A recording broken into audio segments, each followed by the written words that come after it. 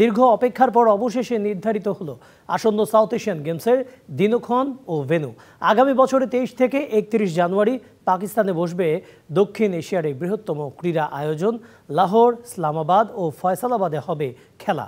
মঙ্গলবার লাহোরে দক্ষিণ এশিয়ান অলিম্পিক অ্যাসোসিয়েশনের সভায় এই সিদ্ধান্ত নেওয়া হয়েছে। পাকিস্তানের গাদ্দাফি স্টেডিয়াম সবকিছু ঠিক থাকলে আগামী বছর এই মাঠেই অনুষ্ঠিত হবে এসএ গেমসের ক্রিকেট ইভেন্ট। 2 বছর পর পর এই গেমস অনুষ্ঠিত হবার কথা থাকলেও করোনা সহ নানা কারণে তা হতে যাচ্ছে টানা 5 বছর পর। 2019 সালে নেপালের কাঠমান্ডু ও পোখারায় সবশেষ এসএ গেমস অনুষ্ঠিত হয়েছিল।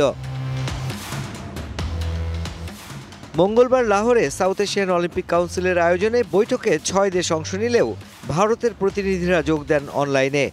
এই সবাই সাব কান্ট্রিজগুলোর সব সদস্যই অংশগ্রহণ করেছে এবং পরবর্তী সাব গেমসটি শ্রীলঙ্কায় অনুষ্ঠিত হওয়ার সিদ্ধান্ত গৃহীত হয়েছে এবং এই ইভেন্টে 26টি ইভেন্ট থাকবে, যেখানে বাংলাদেশ 24টি ইভেন্টে পার্টিসিপেট করার সম্মতি ইতিমধ্যে জানিয়েছে।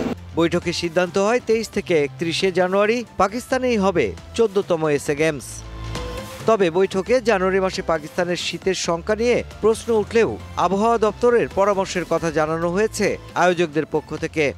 এই আসর জানুয়ারি মাসে অনুষ্ঠিত হওয়ার সময় এখানকার যে ওয়েদার সেটি নিয়ে আলোচনা হয়েছে এবং ফোরকাস্ট থেকে বোঝা গেছে যে তখন ওয়েদার প্রায় 17 থেকে 18 ডিগ্রির মধ্যে থাকবে, সুতরাং সেটিও কোনো সমস্যা হবে না। গেমস অনুষ্ঠিত হবে লাহোর, ফয়সালাবাদ ও ইসলামাবাদ শহরে। সভায় চূড়ান্ত করা হয়েছে গেমসের 26 ডিসিপ্লিনও। তবে কোন শহরে কোন খেলা হবে সে বিষয়ে সুযোগ সুবিধা বুঝে পরে নেওয়া হবে সিদ্ধান্ত। Mushfiqur Rahman, DBC news.